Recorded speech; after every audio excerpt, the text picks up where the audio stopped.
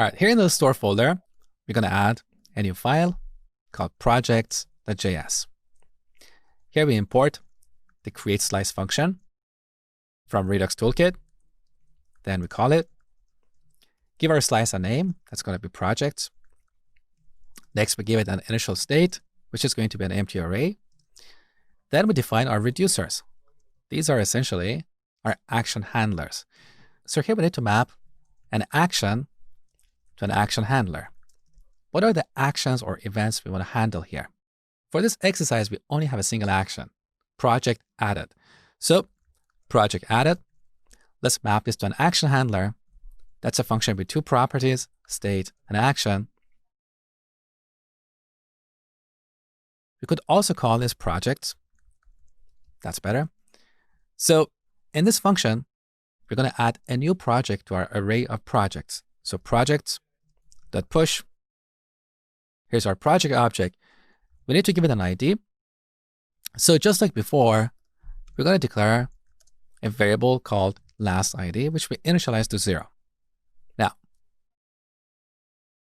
when creating a new project, first we increment the last ID variable, and then we set the name to action.payload.name. Really simple. Now, let's store the result in a constant called slice. Next, we need to import the reducer and the actions. So the reducer has to be a default export default, slice.reducer. And the actions are going to be named exports. So we're going to pull out project added from slice.actions. And here we need to add const. So our slice is ready. Now we go to our configure store module and replace this reducer with the 1 and the project slice. Next, we go to our index.js. I'm going to leave these actions here. You'll see why in a second. So on the top, let's import a new action.